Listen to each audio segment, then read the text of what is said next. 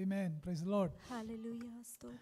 നമുക്ക് ഒരുമിച്ച് കർത്താവിനെ മഹത്വപ്പെടുത്താൻ, ദൈവത്തെ സ്തുതിപ്പാൻ ഒരു ദിവസം കൂടെയും കർത്താവ് നമ്മുടെ ജീവിതത്തിൽ നൽകിയത് ഓർത്ത് ദൈവത്തിന് സ്തോത്രം ചെയ്യുന്നു. I thank and praise God for God has given one more day to come and praise His name in a holy gathering here. നമ്മുടെ കുടുംബങ്ങളെയൊക്കെ കർത്താവ് അത്ഭുതകരമായിട്ട് സൂക്ഷിക്കുകയും പരിപാലിക്കുകയും ചെയ്തു. ദൈവത്തിൻ്റെ സ്നേഹത്തിനായിട്ടും കർത്താവിൻ്റെ കരുതലിനായിട്ടും ദൈവത്തിന് സ്തോത്രം. I again give all the thanks and glory and honor to God because God has protected all of us safe and healthy until this moment, all of our family members. നമ്മുടെ ചർച്ചിലുണ്ടായിരുന്ന ജോയിച്ചാനും കുടുംബമൊക്കെ അല്പം പ്രയാസത്തിലൂടെ കഴിഞ്ഞ ആഴ്ചകളിലൊക്കെ കടന്നുപോയി. അവർക്ക് വേണ്ടി പ്രാർത്ഥിപ്പാനൊക്കെ ദൈവം നമുക്ക് കൃപ നൽകി. ദൈവം അവരെ ആശ്വസിപ്പിക്കട്ടെ. എല്ലാറ്റിനായിട്ട് ഒരിക്കൽ കൂടെ ദൈവത്തിന് സകല മഹത്വം അർപ്പിക്കുന്നു. One of our church members is a family member went to be with the Lord and they were in deep agony and we were all uplifting them in their prayers and may His name be glorified throughout this. ഞാൻ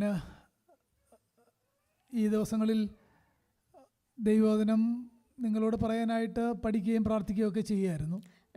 For the past few days I have been learning and preparing certain the word of God to deliver to you all.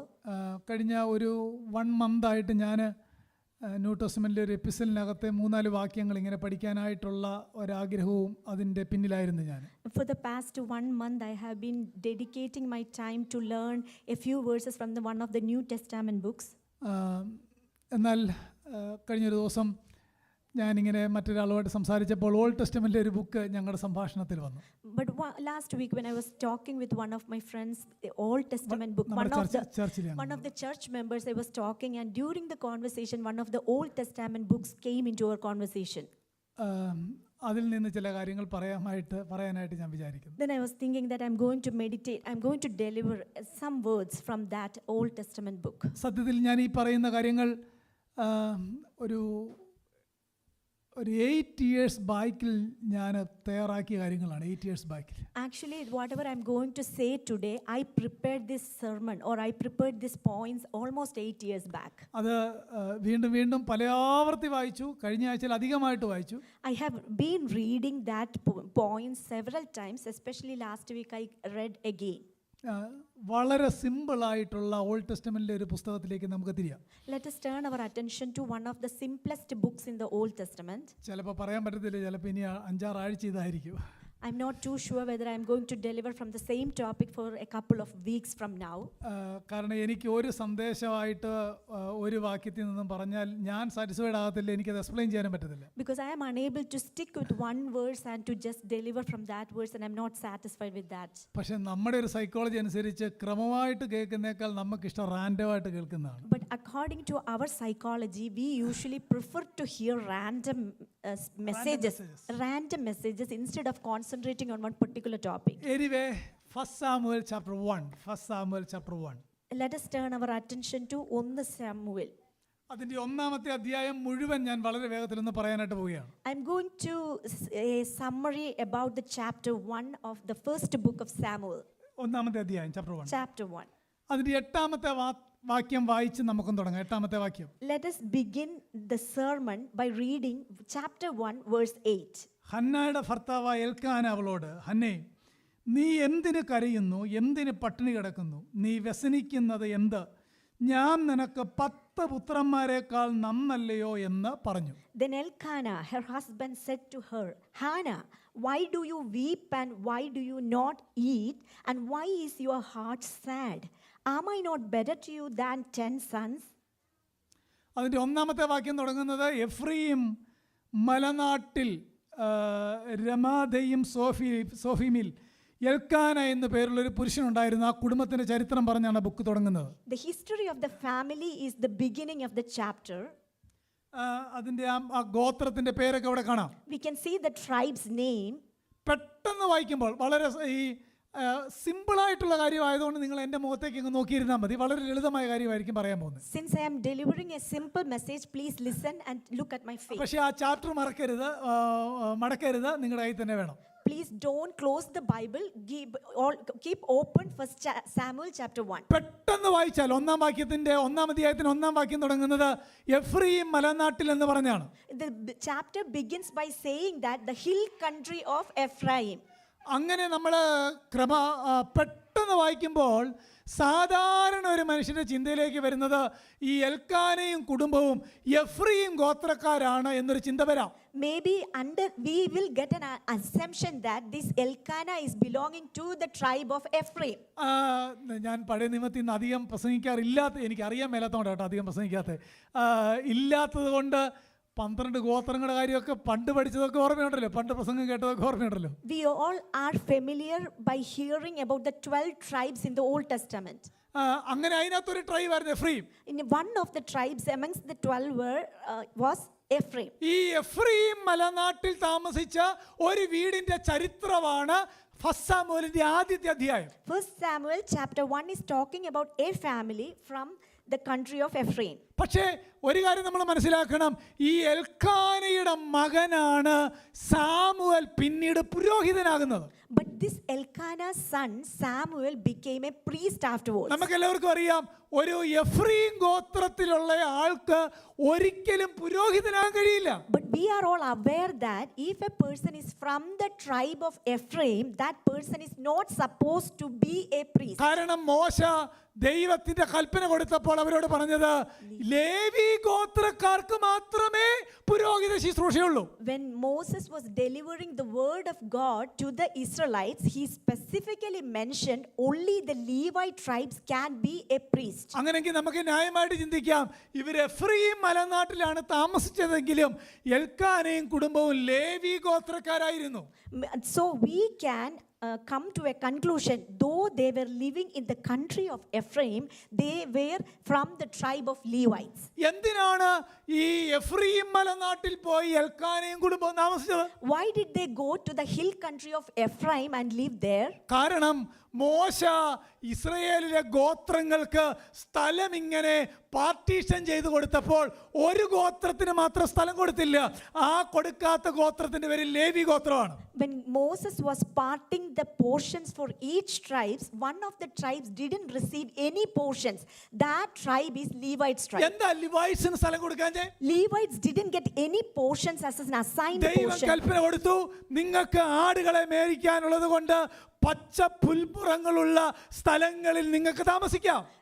Lord God mentioned that since Levites are supposed to take care of the sheep and they need to graze these animals in a grassland, so you can live in any country. അതുകൊണ്ട് അവര് ഇസ്രായേലിൽ ഉടനീളം ലേവി ഗോത്രം ഇങ്ങനെ പരന്ന് താമസിച്ചിരുന്നു. Levites spread around across the hill country throughout the Jerusalem ബാക്കി area. എല്ലാ ഗോത്രങ്ങൾക്കും പർട്ടിക്കുലർ സ്ഥലം ഇങ്ങനെ അലോട്ട് ചെയ്ത് കൊടുത്തപ്പോൾ ലേവി ഗോത്രത്തിന് 11 ഗോത്രങ്ങളുടെ സ്ഥലങ്ങളിലും പാസ്റ്റേഴ്സ് ഉള്ളിടത്ത് പട്ടണത്തിന് ചുറ്റും ലേവ്യർക്കായിരുന്നു. So each tribe was supposed to inherit a specific portion and they have a set boundary and they can live in specific area, but Levites can live anywhere. They can spread around throughout the 12 tribes. അതുകൊണ്ടാണ് Elkanah എഫ്രയീമരുടെ നാട്ടിൽ പോയി താമസിക്കുന്നത് കാണുന്നത്. That's the reason Elkanah, though he is a Levite, he went and lived in the city of Ephraim. കാരണം അവിടെ പച്ച പുൽമേടുകളുണ്ട്, ആടുകളെ വളർത്താം, അവിടെ പുരോഹിത ശുശ്രൂഷയ്ക്കായിട്ടുള്ള എല്ലാ ഒരുക്കങ്ങളും നടത്താനുള്ള സാഹചര്യമുണ്ട്. Because it was a green pasture and he can do all the ceremonies of a priest over there. ഇതിന്റെ ഒരു ചരിത്രം പെട്ടെന്ന് പറഞ്ഞു പോകാം. അങ്ങനെ എൽക്കാന സന്തോഷമായിട്ട് എഫ്രയീമരുടെ മലനാട്ടിൽ ഒരു ലേവി ഗോത്രം വളർന്നു വരികയായിരുന്നു. So a happy family, a Levite tribe, they started their life in the country of Ephraim. ആ കുടുംബത്തിന്റെ പ്രത്യേകത കണ്ടോ? എല്ലാ വർഷവും അവര് യാഗം കഴിക്കാൻ പോകുമായിരുന്നു. ആത്മീയ കാര്യത്തിന് പ്രാധാന്യത ഉണ്ടായിരുന്നു. അവരുടെ ജീവിതശൈലി നോക്കിയാൽ തന്നെ ലേവി ഗോത്രമാണെന്ന് മനസ്സിലാക്കാവുന്ന നിരവധി തെളിവുകൾ 1-ാം അധ്യായത്തിനകത്ത് തന്നെയുണ്ട്. There are several evidences which shows that this family is a God-fearing family because they went to the Israel temple yearly to worship and sacrifice to the Lord of hosts. So we can see a God-fearing family living in the land of Ephraim. എന്നാൽ 2-ാമത്തെ വാക്യത്തിനകത്ത് എൽക്കാനയ്ക്ക് 2 ഭാര്യമാരുണ്ടായിരുന്നു. But in verse 2 we can see a specific verse. Elkanah had 2 wives. എന്താണ് അങ്ങനെ സംഭവിച്ചതെന്ന് കൃത്യമായിട്ട് നമുക്കറിയില്ല. We are not sure why did it happen to പക്ഷെ have 2 നമുക്ക് wives. ഒരു കാര്യം അറിയാം, ആദ്യത്തെ ഹാനായിൽ മക്കളില്ലായിരുന്ന കൊണ്ടാണ് എൽക്കാന രണ്ടാമതൊരാളെ തെരഞ്ഞെടുത്തത്. But we may assume that since the first wife Hannah didn't bear any children, that's why he took another wife Penina. എന്നാൽ ബൈബിളിനകത്ത് പോളിഗമിയെ support ചെയ്യുന്നില്ല, ഏകഭാര്യത്വമാണ് ബൈബിൾ സപ്പോർട്ട് ചെയ്യുന്നത്. But Bible never ever supported polygamy. Bible always supported monogamy. ഞാനിങ്ങനെ വേദപുസ്തകം വായിച്ചപ്പോൾ ഓർക്കുകയായിരുന്നു, പോളിഗമിയുടെ യഥാർത്ഥ ദുഃഖം മനസ്സിലാക്കിയ ഒരാളാണ് ഹാന. Amen. When I was reading through, Hannah was one of the persons who suffered the pain of the result of polygamy. മൂന്നാമത്തെ വാക്യത്തിനകത്ത് അവരെല്ലാ വർഷവും സമാധാനയാഗം കഴിക്കാനായിട്ട് പോകും. The third verse we can see every year this family went to the temple to worship and to sacrifice to the Lord of hosts. ആ യാഗത്തിന്റെ പേര് സമാധാനയാഗം എന്നാണ്. That worship is called a peaceful sacrifice. പ്രിയപ്പെട്ടവരെ, അത് പഴയ നിയമത്തിൽ ആരോടും കൽപ്പന കൊടുത്തേക്കുന്ന യാഗമല്ല, ശ്രദ്ധിച്ചു കേൾക്കണം. That was not a command to do to any family in the Old Testament. എന്നാൽ പല കൽപ്പനകൾ അവരോട് യാഗം കഴിക്കുന്നതുമായിട്ട് ബന്ധപ്പെട്ട് ദൈവം മോശയിലൂടെ പറഞ്ഞപ്പോഴും സമാധാനയാഗം എല്ലാ കുടുംബങ്ങളും എല്ലാ വർഷവും കഴിക്കണമെന്ന് കൽപ്പനയില്ല. There are certain sacrifices which are commanded to do, but this peace sacrifice, which was not at all a commandment from the Lord to conduct every year.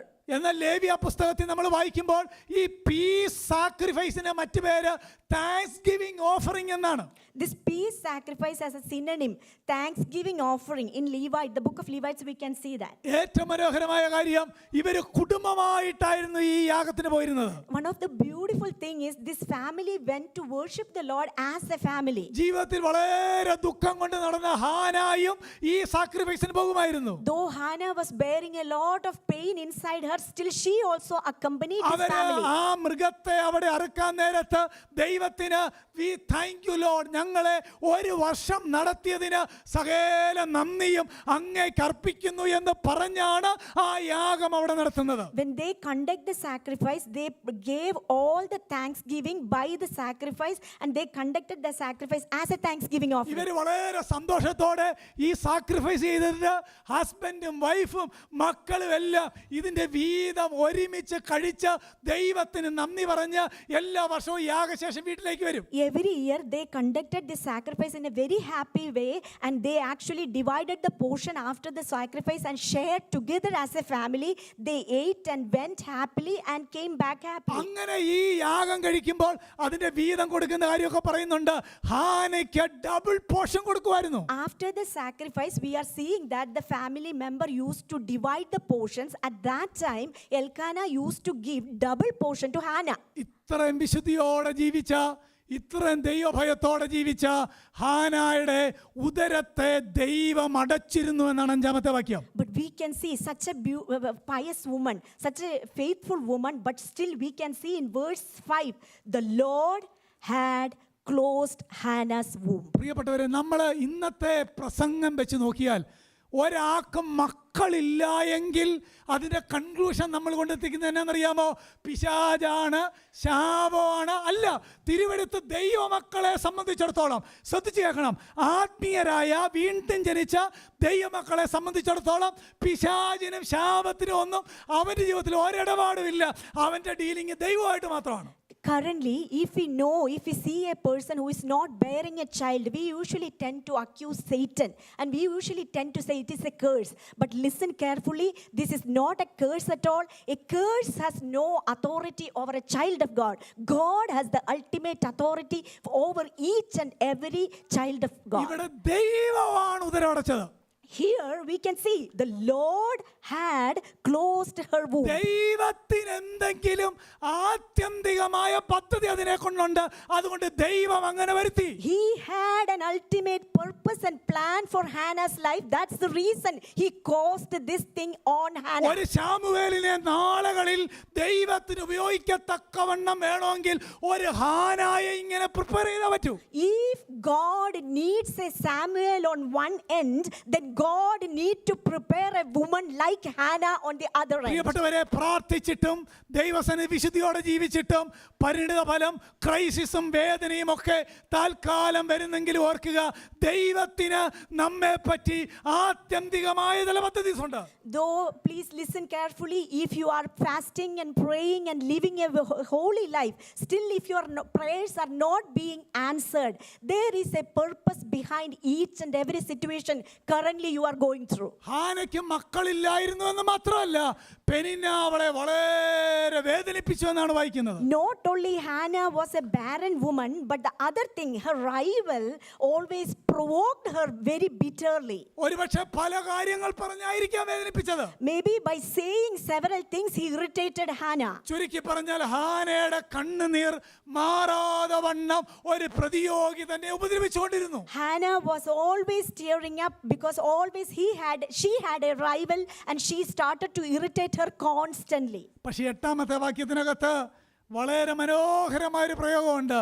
Elkanah പറയുന്ന ഒരു വളരെ മനോഹരമായൊരു പ്രയോഗം, 10 പുത്രന്മാരെക്കാൾ നന്നല്ലയോ ഞാൻ നിനക്ക് എന്നാണ് എൽക്കാന ഹാനയോട് പറയുന്നത്. But in verse 8, the Elkanah, her husband, was telling Hannah, am I not better to you than 10 sons? അടുത്ത സെന്റൻസ് ഞാനൊന്ന് പറയാൻ പോവാണേ. സഹോദരന്മാരെല്ലാവരും എന്നെ നോക്കിയേ, പ്രായമുള്ളവർ നോക്കിയില്ലെങ്കിലും കുഴപ്പമില്ല, ബാക്കി എല്ലാവരും. Please listen me carefully, especially dear brothers, look at me. മക്കളെക്കാൾ കൂടുതൽ ഭാര്യയെ സ്നേഹിച്ചൊരു ഭർത്താവായിരുന്നു Elkanah. Elkanah was a man who loved his wife much better than his children. ഒന്നുകൂടെ കേൾക്കട്ടെ. One more time. ഇച്ചിരി പാടാ. This is very difficult.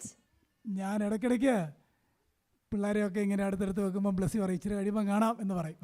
Whenever I try to gather my children closer to me, at that time my wife Blessy always tell me, let us see what happens after a few years. ഇവിടെ അങ്ങനെ തന്നെയാണ് അല്ലേ? Here also we can see the same thing. മക്കളെക്കാൾ അധികം ഭർത്താവിനെ സ്നേഹിക്കുന്ന ഭാര്യ.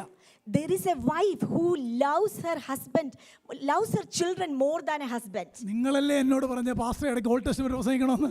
You told me to preach from the Old Testament. പക്ഷെ ഹാനയോട് എൽക്കാൻ, നമുക്ക് വഞ്ചന കൂടാതെ നെഞ്ചത്ത് കൈവച്ച് ആർക്കെങ്കിലും പറയാൻ പറ്റുമോ 10 മക്കളെക്കാൾ ഞാൻ നിനക്ക് നല്ലതല്ലേ? അയ്യോ, Are we able to say sincerely by putting our hands on our chest and say very faithfully, am I loving you more than 10 sons? ദൈവം വെച്ചേക്കുന്ന ഓർഡർ എങ്ങനെയാണെന്ന് അറിയാമോ? ദൈവം husband and wife then children.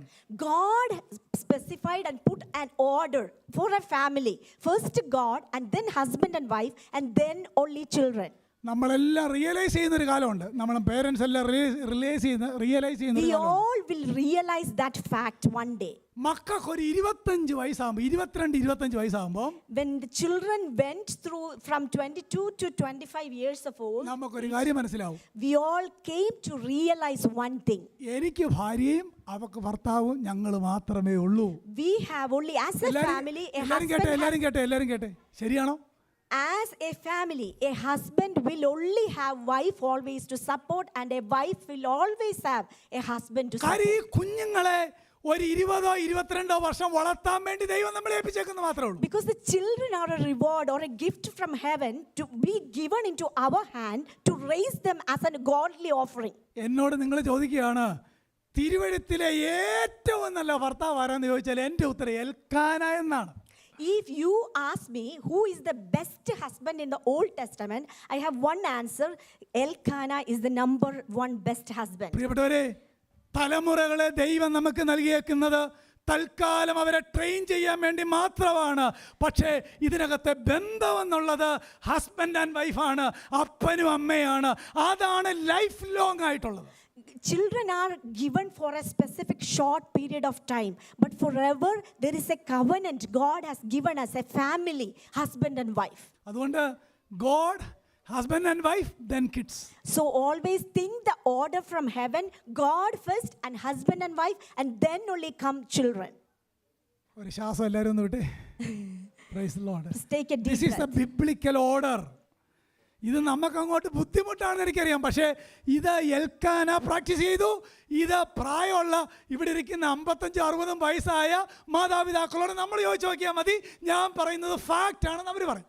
So Elkanah practiced this in his life as a personal experience, and if you ask old parents, they will always have the same thing to say to you. കാര്യം ഒരു 20-25 വയസ്സാകുമ്പോൾ മക്കൾ നമ്മളെ വിട്ട് മറ്റൊരു യൂണിറ്റിലേക്ക് പോവുകയാണ്. That is the plan of God. But after from 20 to 25 onwards, that age onwards, children will go and start their own life. That is God's purpose and plan. നിങ്ങൾ അതിൻ്റെ 9-ാമത്തെ 10-ാമത്തെ വാക്യം, അതിവേദനയോടെ ജീവിച്ച ഹന്ന ദൈവസന്നിധിയിൽ കരയാൻ പോയെന്നാണ് വായിക്കുന്നത്. We can see in verses 9 and 10, Hannah was so greatly distressed and she prayed to the Lord and wept bitterly. പ്രിയപ്പെട്ടവരെ, ഹാനായിൽ പഠിക്കേണ്ട ഒരു പാഠം എന്നാണെന്നറിയാമോ? ഹാന ദൈവസന്നിധിയിൽ കരയാൻ പോയതിന് ശേഷം പിന്നീട് അവക്ക് ഹസ്ബൻഡിന്റെ മുന്നിൽ കരയേണ്ടി വന്നിട്ടില്ല. Do you know there is a lesson we can learn from here? Hannah poured out her pain in front of the Lord God. After that, she never cried in front of her husband. അതുകൊണ്ട് ജീവിതത്തിൽ എന്നെ ശ്രദ്ധിച്ചു കേട്ടെ, അതുകൊണ്ട് ജീവിതത്തിലെ എല്ലാ വേദനയും നമ്മുടെ പാർട്ട്നേഴ്സിനോട് പറയുന്നതിനേക്കാൾ പ്രാധാന്യത ഹാന ചെയ്ത മാതൃകയാണ്. ദൈവത്തിന്റെ അടുക്കലേക്ക് ചെല്ലുക, ഹൃദയം പകരുക, അവൻ പിന്നെ കണ്ണ് നനയാൻ അനുവദിക്കുന്നില്ല.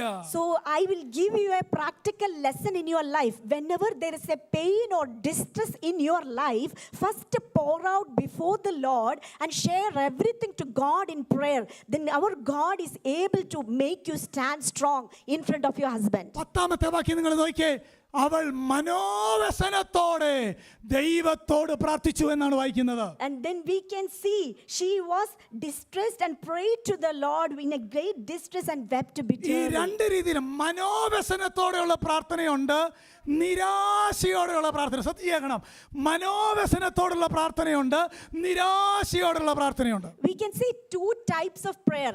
We will pray with a great distress, or we can pray with a great discouragement. ഈ ഡിസ്കറേജ്മെന്റിന്റെ പ്രാർത്ഥന എന്നുള്ളതുണ്ടല്ലോ.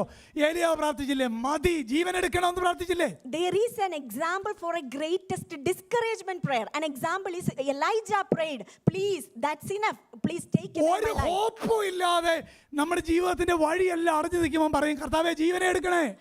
Whenever we are stuck, there was no other hope in front of us, usually we tend to say, this is enough, take my life, Lord. എന്നെ ഒന്ന് കേട്ടെ, അങ്ങനത്തെ പ്രാർത്ഥന പ്രാർത്ഥിച്ചവരല്ലേ നമ്മളെല്ലാവരും ഇവിടെ ഇരിക്കുന്നത്? Please listen me. And we all prayed one time or another in our lifetime this time. നമ്മൾ ഇടയ്ക്കൊക്കെ അത് പ്രാർത്ഥിക്കാറുണ്ട്. Quite often we used to pray this prayer. പക്ഷേ ഒരു സന്തോഷ വാർത്ത പറയട്ടെ, ആ പ്രാർത്ഥന ദൈവം കേൾക്കില്ല.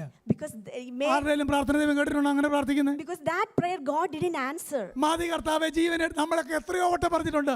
പക്ഷേ നിങ്ങൾ ഓൾഡ് ടെസ്റ്റ്മെന്റ് നോക്കിയാൽ മതി, പല ആളുകളും അങ്ങനെ പ്രാർത്ഥിച്ചു, ഒരു പ്രാർത്ഥന പോലും ദൈവം കേട്ടുമില്ല, അതിന് മറുപടി കൊടുത്തില്ല. We can see several examples in the Old Testament. Many people were so distressed and discouraged. They have said that's enough, but God didn't answer any of their prayers. എന്നാൽ ഹൃദയം നീറിയുള്ള പ്രാർത്ഥന, But the broken heart, കണ്ണുനീർ തൂകിയുള്ള പ്രാർത്ഥന, വേദന നിറഞ്ഞ പ്രാർത്ഥന, കണ്ണുനീരിന് അവൻ മറികടക്കുന്നുമില്ല. when God is very near to the broken-hearted and He is very close to a contrite spirit. Praise the Lord. Hallelujah. അതുകൊണ്ട് പ്രിയപ്പെട്ടവരെ, ഹാന എൽക്കാന നമുക്ക് നല്ല മാതൃകയാണ്. ഹാന പ്രാർത്ഥനയ്ക്ക് അതിലും ബെസ്റ്റ് എക്സാമ്പിൾ ആണ്. Elkanah is a beautiful example for a good husband, but Hannah is another best example for a woman of prayer. നിങ്ങൾ 11-ാമത്തെ വാക്യം നോക്കിയേ, ഹാന ഒരു നേർച്ച നേർന്നെന്നാണ് വായിക്കുന്നത്. We can see in verse 11, after Hannah's prayer, she made a vow. ഇന്ന് നമുക്ക് നേർച്ച എന്നുള്ളൊരു പദം അത്ര നമ്മൾ യൂസ് ചെയ്യാറില്ല. We usually never use that vow word in our surroundings. It is not common among us. It's not common in Pentecostal like നേർച്ച എന്ന് പറഞ്ഞാൽ അന്നേരം നമ്മൾ നോമിനൽ ക്രിസ്ത്യൻസിന്റെ അടുത്തേക്കാണ് പോകുന്നത്. whenever we hear the word vow, we are thinking about the nominal Christian celebration. ഇവിടെ 11-ാമത്തെ വാക്യത്തിനകത്ത് വളരെ ശ്രദ്ധിക്കേണ്ട ഒരു പ്രയോഗമുണ്ട്. വർഷങ്ങളായിട്ട് മക്കളില്ലാത്തൊരു അമ്മയുടെ പ്രാർത്ഥന. In verse 11, we can see a particular example. A mom who didn't have a child for a long years, and her prayer. ഞാൻ ഒരിടത്ത് ചില വർഷങ്ങൾക്ക് മുമ്പ് പ്രസംഗിക്കാനായിട്ട് പോയി. A couple of years before, I went to a place to deliver a sermon. ഒരു sister വന്ന് പറഞ്ഞു ഞങ്ങൾക്ക് കല്യാണം കഴിച്ചിട്ട് മക്കളില്ല എന്ന് പറഞ്ഞു. One sister and family came to me and said that after long years of marriage, I didn't have a child. ആ സിസ്റ്റർ എന്നോട് പറഞ്ഞു. Then our sister shared with me. എൻ്റെ കൂടെ ഒരു ബ്രദർ കൂടെ ഉണ്ടായിരുന്നു. I have another brother with me. Pastor ഞങ്ങൾക്ക് ഒരു കുഞ്ഞിനെ വേണം, പ്രാർത്ഥിക്കണം. That brother told me, Pastor, please pray for me. We do not have a child. കണ്ണ് നിറഞ്ഞോണ്ടാ പറയുന്നത്. They were tearing up when they were sharing that എന്നിട്ട് ഒരു experience. Sentence കൂടെ പറഞ്ഞു.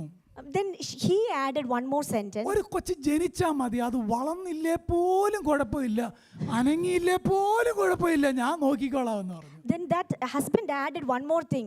I just need a stillbirth. Even that baby didn't even move. That's sufficient. I just need a baby. ഞാൻ പറഞ്ഞത് അങ്ങനെയാണ് അവർ ആഗ്രഹം. They are such a longing for them to deliver or to have a baby of their own. പക്ഷേ നിങ്ങൾ ഈ വാക്യം കണ്ടോ, 11ാമത്തെ വാക്യം. But see here, verse 11. വർഷങ്ങളായിട്ട് മക്കളില്ലാത്ത ഒരു സ്ത്രീ. For several years, a barren woman. പക്ഷെ ഹാന പ്രാർത്ഥിക്കുമ്പോൾ എനിക്കൊരു കൊച്ചിനെ തരണമെന്നല്ല പ്രാർത്ഥിച്ചേ. She was not praying. When she was praying, she was not asking God, give me a son. പക്ഷെ ഹാന പ്രാർത്ഥിച്ചെന്നറിയാമോ, എനിക്കൊരു പുരുഷ സന്താനത്തെ തരണം. ലോകത്തിൽ ആരെങ്കിലും പ്രാർത്ഥിക്കുവോ മക്കളില്ലാതെ വർഷങ്ങളായിട്ട് എനിക്ക് ആൺകുട്ടിയെ തരണമെന്ന്, എനിക്കൊരു കൊച്ചിനെ തരണമെന്നല്ലേ പ്രാർത്ഥിക്കാറുള്ളൂ? Usually, if a barren woman starts to pray, usually that woman will specify, give me a child, no matter whether it's a male or female. But here, Hannah was praying, give me a maid servant or a male child. എന്താ അങ്ങനെ പ്രാർത്ഥിക്കാൻ കാര്യം എന്നറിയാമോ? Do you know why? ഹാന വളർന്നു വന്ന സാഹചര്യത്തിൽ, ലേവി ഗോത്രത്തിൽ വളർന്നു വന്ന സാഹചര്യത്തിൽ, തൻ്റെ ചുറ്റും നടക്കുന്ന അധാർമികത, തൻ്റെ ചുറ്റും നടക്കുന്ന ലേവി ഗോത്രത്തിന്റെ വഴിവഴച്ച നടപ്പ് കണ്ടപ്പോൾ തൻ്റെ ഹൃദയത്തിന് വേദനയായി. അതാണ് ആ പ്രാർത്ഥനയ്ക്ക് കാര്യം. Do you know why Hannah prayed to give her a son? Because Hannah was raised up in a family or a surrounding where such a wretchedness was ruling across that area. പ്രിയപ്പെട്ടവരെ, നമ്മുടെ ആത്മീയത്തിൽ കിടക്കുന്ന പല കാര്യങ്ങൾ കാണുമ്പോൾ നമുക്ക് വേദന ഉണ്ടാകാറുണ്ടോ? We usually tend to be broken when we see the spiritual perversity. നമുക്ക് ഇങ്ങനെ ഹാനയെ പോലെ ഒരു ഫോക്കസ് ഉണ്ടോ? Do we have a zealousness or a focus like Hannah? പ്രാർത്ഥന എന്ത് കണ്ടോ? Do you know how sharp or how aimed her Praise prayer the was? Lord. Her prayer was so പക്ഷെ sharp. നമുക്കതൊന്നും വിഷയമല്ല. But we don't even care about our ഹാന spiritual പറയാ, circumstances. എനിക്കൊരു കൊച്ചിനെ പോരാ, എനിക്കൊരു ആൺകൊച്ചിനെ തരണം കർത്താവേ. Hannah was not praying just a prayer, give me a child, but Hannah was very specific in her prayer, give me a male child. Praise the Lord. Hallelujah. ഒരു വോ ഞാൻ അടുത്ത ആഴ്ച ദൈവം ചോദിച്ചാൽ ആ വോ എന്താണെന്ന് പ്രസംഗിക്കാം. Let me, if God willing, I'll explain what she made that vow and what is it. ഇവള് ഹാന ഹൃദയത്തിലാ പ്രാർത്ഥിച്ച, സൗണ്ട് പുറത്തേക്ക് വരുന്നില്ലായിരുന്നു. Hannah was actually praying silently. She didn't pray publicly. ഈ സൈലന്റ് ആയിട്ടും പ്രാർത്ഥിക്കാം കേട്ടോ. We can pray silently too. Sound വേണമെന്നൊന്നുമില്ല. There is no need of sound to ആരും pray. അറിയാതെ പ്രാർത്ഥിക്കാം. No one can know while we pray. We can pray publicly or privately. ഒരു bed കിടക്കുമ്പോഴും അടുത്ത് കിടക്കുന്ന ആളറിയാതെ ഹൃദയം പകരാം. Even though we are in one bed, at that time also we can pour out our heart without knowing the നടക്കുമ്പോഴും next person. ഇരിക്കുമ്പോഴും drive ചെയ്യുമ്പോഴും ഒക്കെ കർത്താവുമായിട്ട് നമുക്ക് conversation ചെയ്യാം. Whenever we drive or walk or sit or stand or lie down, we can share our heart with the Lord. ഒരുപക്ഷെ ഹാന ഈ നിലയിൽ പ്രാർത്ഥിക്കാൻ പഠിച്ചത് എൻ്റെ ഒരു വായനയിലെ ബോധ്യം പെനിന്ന കേൾക്കാതെ പ്രാർത്ഥിച്ചു പഠിച്ചതായിരിക്കും. I was under the assumption after studying the scripture, how did Hannah learn to pray silently? Maybe Hannah was so irritated and tortured by her rival Peninnah. That's why Hannah must have learned how to pray silently. ലോകപ്രകാരം നോക്കിയാൽ പെനിന എത്ര rich ആണ്. Based on a worldly situation or circumstances, Peninnah was so rich. പക്ഷെ നമ്മൾ ആരെങ്കിലും നമ്മുടെ മക്കൾക്ക് പെനിന്ന എന്ന് പേരിട്ട് ആരെങ്കിലും കണ്ടിട്ടുണ്ടോ? But have we ever seen any one of the children of Christians given their name to a child Peninnah? ആരെങ്കിലും കേട്ടിട്ടുണ്ടോ ഇതുവരെ? ഞാൻ കേട്ടിട്ടില്ല. We haven't seen anyone, children of God, put their name to the child as Peninnah. കരഞ്ഞും നിലവിളിച്ചും പോയ ഹാന എന്ന പേര് എത്ര popular ആണെന്ന് കണ്ടോ? But the wept bitterly, this painful, sad story of a woman, that woman's name was given still to many children of our house. ഹാന ദൈവസന്നിധിയിൽ കരയാൻ പഠിച്ചു, പെനിന്ന കേൾക്കാതെ പ്രാർത്ഥിക്കാൻ പഠിച്ചു. ആ മെത്തേഡ് ഏലിയുടെ മുന്നിൽ ഹാന അഡോപ്റ്റ് ചെയ്തു. Hannah learned how to pray silently even before her rival. That made her how to pray confidently in front of a priest who is accusing her. നിങ്ങൾ ഈ പ്രാർത്ഥിക്കുന്നവർക്ക് ഒരു ക്യാരക്ടർ വേണം. A prayerful person should bear a character. ഏലി വന്ന് ഹാനയോട് പറയുക, നീ മദ്യം കുടിച്ചിട്ടുണ്ടോ, ലഹരി ഇറങ്ങട്ടെ എന്നൊക്കെ പറയുക. Eli the priest came and he was wondering whether this woman had some drink or wine. ഹാന ന്യായമായിട്ട് നമ്മുടെ ഇന്നത്തെ ഹാനായി ഏൽക്കാനൊക്കെയാണ് പറഞ്ഞേനെ, നിന്റെ മക്കളാ കള്ളു കുടിക്കുന്നതെന്ന് പറഞ്ഞേനെ. റൈറ്റ്? ശരിയാണോ? If a person like Hannah could have accused Eli, the priest, back by saying that your children are the one who used to drink. I am not the one. രണ്ടാം അധ്യായത്തിലേക്ക് വരുന്നുണ്ട്. ദൈവാനുസരിച്ച് നമുക്ക് അങ്ങോട്ട് പോകാം. We can see that in chapter 2. പക്ഷെ എല്ലാവരും സങ്കീർത്തനത്തിൽ വായിക്കുന്നില്ലേ, 2 പ്രാവശ്യം അരുളി, അല്ല യഹോവ 1 പ്രാവശ്യം അരുളി ചെയ്തു, 2 പ്രാവശ്യം കേട്ടിരിക്കുന്നു. നിങ്ങളിപ്പോൾ 3 പ്രാവശ്യം കേട്ടോണം. Please listen me very carefully. പ്രാർത്ഥിക്കുന്നവൻ വഴക്ക് പിടിക്കുകയില്ല. കേട്ടോ? If a person pray very earnestly, then that person won't make fight. ഹാന എന്നാ പറഞ്ഞത് കണ്ടോ? നീ കള്ളു കുടിച്ചിട്ടാണോ വന്നതെന്ന് ചോദിച്ചപ്പം ചിലപ്പം നിന്റെ ഭാര്യ കുടിക്കുമായിരിക്കും, നിന്റെ മക്കൾ കുടിക്കുന്നത് ഞങ്ങൾ കണ്ടിട്ടുണ്ട്, ഇതൊന്നും പറഞ്ഞില്ല. When Hannah was accused, we need to see her reaction. 15-ാമത്തെ വാക്യം എല്ലാവർക്കും മാതൃകയാക്കാം. ഹാന പറയുക, അല്ല. അതിന് ഹാന ഉത്തരം പറഞ്ഞത്, അങ്ങനെ അല്ല യജമാനനെ, ഞാൻ മനോവ്യസനമുള്ളൊരു സ്ത്രീ, ഞാൻ വീഞ്ഞോ മദ്യമോ കുടിച്ചിട്ടില്ല, യഹോവയുടെ സന്നിധിയിൽ എൻ്റെ ഹൃദയം പകരുകത്രേ ചെയ്തത്. But Hannah replied, no, my Lord, I am a woman oppressed in spirit. I have drunk neither wine nor strong drink, but I have poured out my soul before the Lord. പ്രാർത്ഥിക്കുന്നവൻ എത്ര വഴക്ക് പിടിക്കാവുന്ന സാഹചര്യം ഉണ്ടായാലും അവൻ അതിനെ ഒഴിവാക്കും. A person, if that person is a prayerful person, that person will tend to avoid quarrels and fights. ഈ കാലഘട്ടം പഠിക്കുമ്പോൾ, ഈ ഫസാമുവേലിന്റെ കാലഘട്ടം പഠിക്കുമ്പോൾ, അന്നത്തെ സ്ത്രീകൾ കള്ളു കുടിക്കുമായിരുന്നു, അവർ കള്ളു കുടിച്ച് ആലയത്തിൽ വരുമായിരുന്നു, അന്നത്തെ പുരോഹിതൻ ആത്മീയനല്ലായിരുന്നു, നിരവധി കാര്യങ്ങൾ അവിടെ ഉണ്ട്.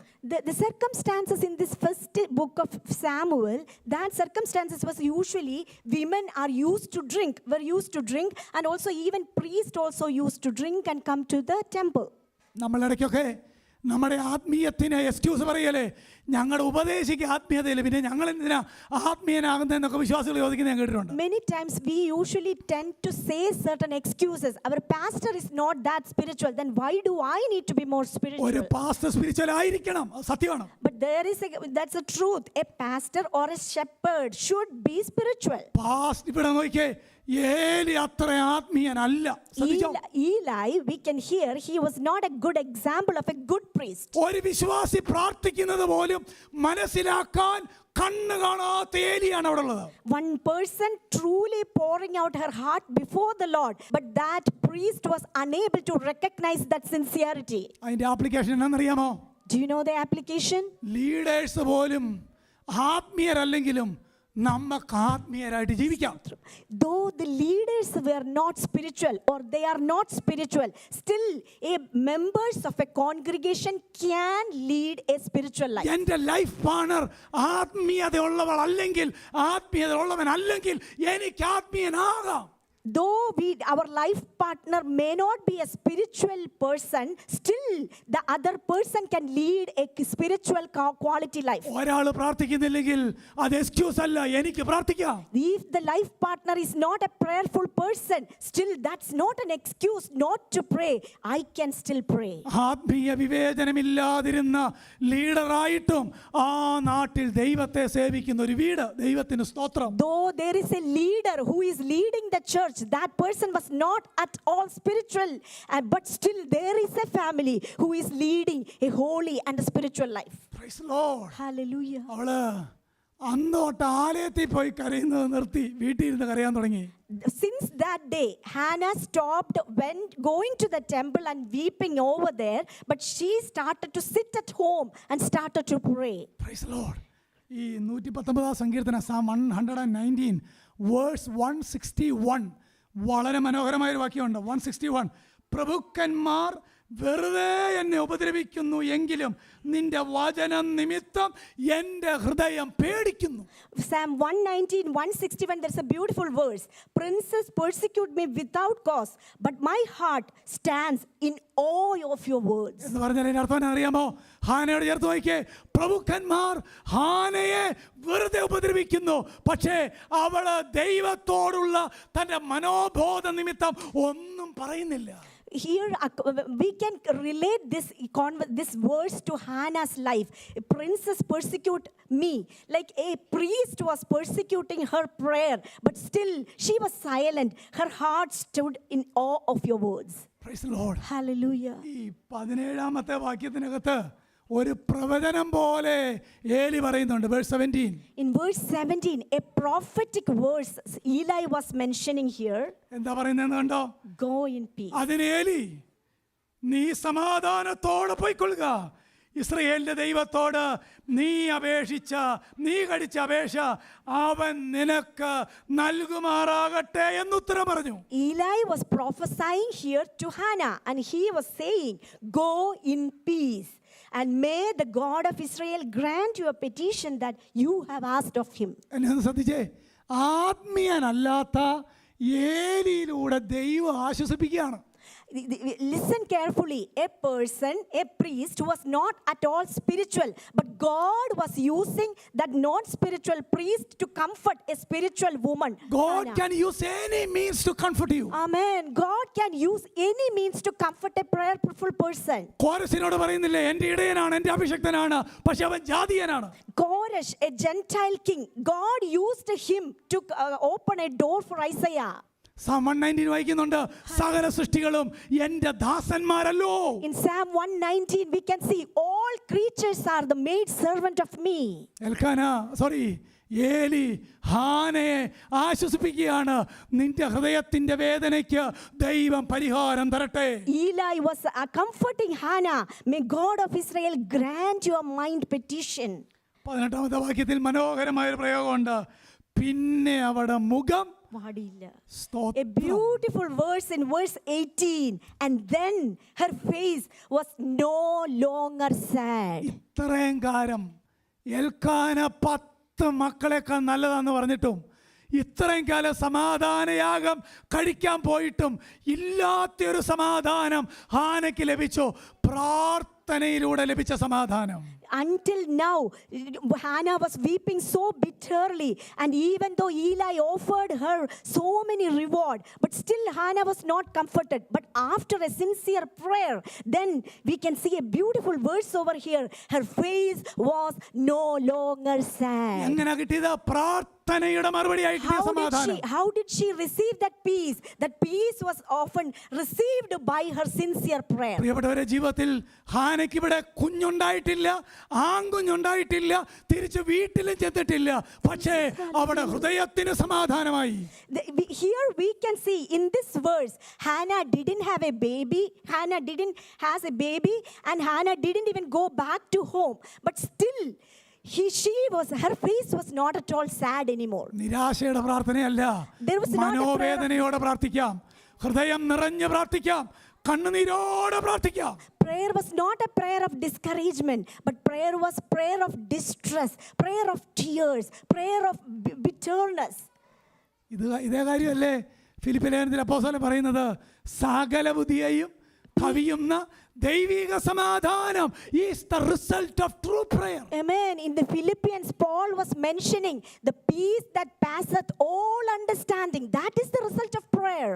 ഇവിടെ ഏലി പറയുക, ദൈവം നിനക്ക് മറുപടി തരട്ടെ. Here Eli was telling to that weeping woman, അനാത്മീയനെ കൊണ്ട് ആത്മീയരെ ദൈവം ആശ്വസിപ്പിക്കുന്നു. a non-spiritual person was used by God to comfort a spiritual person. New ടെസ്റ്റമെന്റിൽ നല്ലൊരു എക്സാമ്പിൾ ഉണ്ട്. In New Testament we can say good example.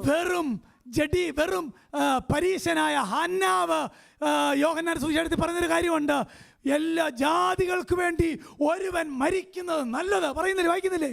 The high priest Hannah, high priest, he was saying that a person should die for the Gentiles.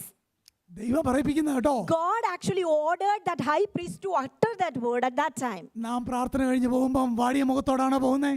After each prayer meetings, are we going back home with a sad countenance? കാര്യം എന്താണെന്നറിയാമോ? Do you know why we are നമുക്ക് going? കർത്താവിൽ ഒരു ആശ്രയമില്ല എന്നുള്ളതാണ്. Because we are not trusting him completely. പക്ഷെ ഹാനയ്ക്ക് വീട്ടിലോട്ട് ചെല്ലാൻ കഴിയാത്ത വേദനയാണ്.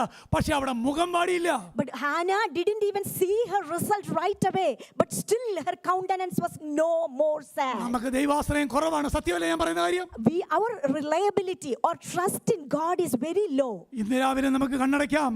നമ്മുടെ വേദന കർത്താവിനോട് പറയാം. Today morning, let us close our eyes. Let us share our pain ഈ with God. യോഗം കഴിഞ്ഞു പോകുമ്പോൾ വേദന നിമിത്തം നമ്മുടെ കണ്ണ് നിറയരുത്.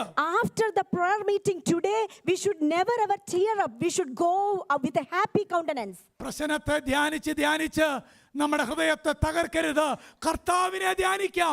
പീസ്ഫുൾ മൈൻഡ് ആയിട്ട് നമുക്ക് ജീവിക്കാം. We should not concentrate more and more on the troubles or the struggles, but we should concentrate on the greater God who is sufficient to provide us more than what we ask or imagine. ഇതിനു മുമ്പ് വായിക്കുമ്പോൾ ഹാന ഭക്ഷണം പോലും കഴിക്കുകയില്ലായിരുന്നു. Even before we can see, Hannah didn't have an appetite. പക്ഷേ 18-ാമത്തെ വാക്യത്തിനകത്ത് കണ്ടോ, അവൾ ആഹാരം കഴിച്ചു എന്നാണ് വായിക്കുന്നത്. But we can see in verse 18, woman went her way and ate food. പ്രിയപ്പെട്ടവരെ, നമ്മുടെ എല്ലാ വിഷയങ്ങളും യഥാർത്ഥമായിട്ട് അറിയുന്ന നമ്മുടെ കർത്താവാണ്, അല്ലാതെ നമ്മുടെ ലൈഫ് പാർട്ണർ അല്ല.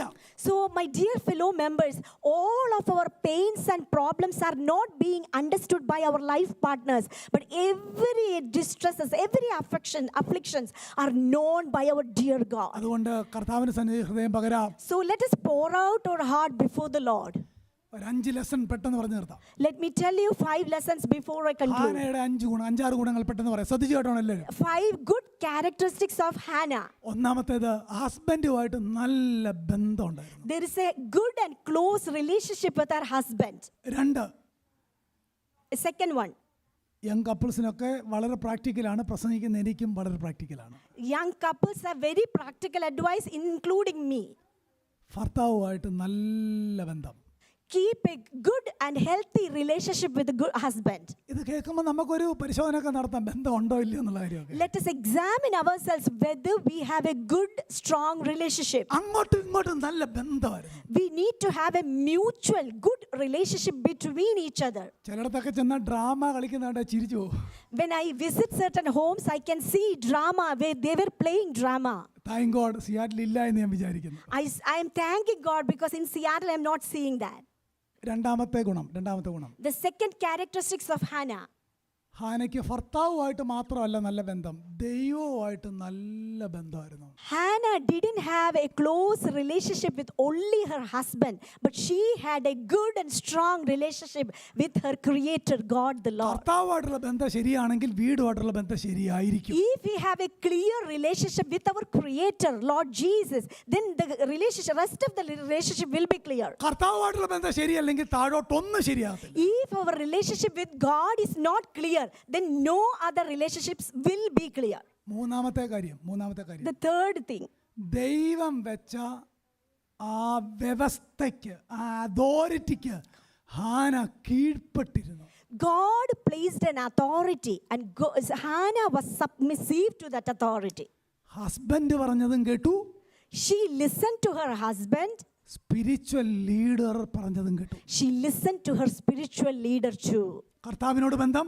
She had a relationship with God. കുടുംബത്തോട് ബന്ധം. She had a relationship with her ആത്മീയ husband. നേതൃത്വത്തോടുള്ള ബന്ധം. She had a relationship with the spiritual authorities.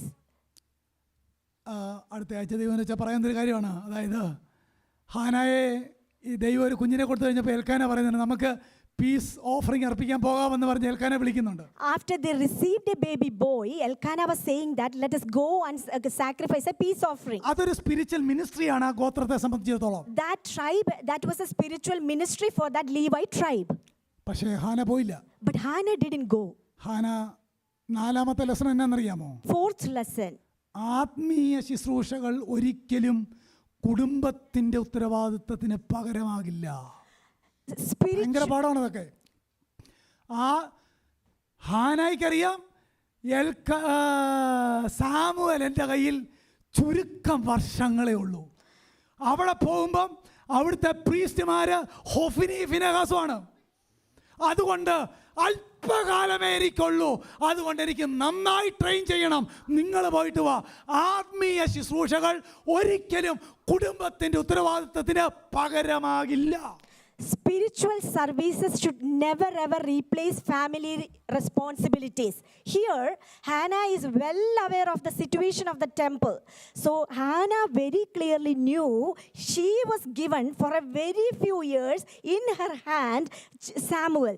So, she took a huge responsibility to take care of and to raise up her offering. ഈ മേഖലയിൽ പലരും അശ്രദ്ധമാകുന്നൊരു കാര്യമാണ്.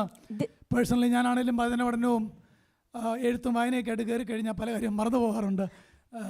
പക്ഷേ ആത്മീയ ശുശ്രൂഷകൾ ഒരിക്കലും കുടുംബത്തിൻ്റെ ഉത്തരവാദിത്തത്തിന് പകരമാകുന്നില്ല.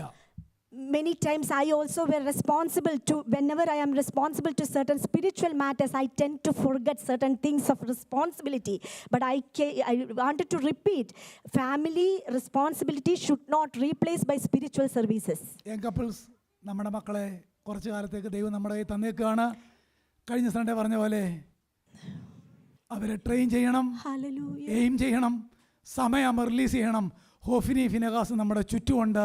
പക്ഷേ നമുക്ക് അവർക്ക് ഗോസ്പൽ കൊടുക്കാം, അവരെ പറഞ്ഞു വിടാം. എത്ര നല്ല ഒരു മാതാവ്! Such a beautiful example of a prayerful woman. Though we may have surrounded by so many Hophnis and Phinehas's, but still, if we raise up a godly child, we can shoot the arrow right away without any fear. ഹാന നമ്മളെ പോലെ അത്ര educated അല്ല. Hannah was not that educated as that of us. നമുക്ക് കിട്ടിയേക്കുന്ന പോലെ Bible ഹാനയ്ക്കില്ലായിരുന്നു. Hannah didn't have a Bible at that time like we all have. നമുക്ക് കിട്ടിയേക്കുന്ന അത്രയും ദൈവിക വെളിപ്പാടുകളില്ല. She didn't have enough good revelation from God like us we are hearing. പക്ഷെ നമ്മളെക്കാളും ദൈവപരിജ്ഞാനം ഉണ്ടായിരുന്നു. But she has a good knowledge of God more than us. ഗ്രഹിക്കാൻ പറ്റിയെങ്കിൽ ഒരു സ്തോത്രം പറയാമോ? Hallelujah, hallelujah. Thank you. നമ്മുടെ കർത്താവിൻ്റെ പൊന്നുനാമം എന്നേക്കും വാഴ്ത്തപ്പെടട്ടെ. To be continued next Sunday. Good evening.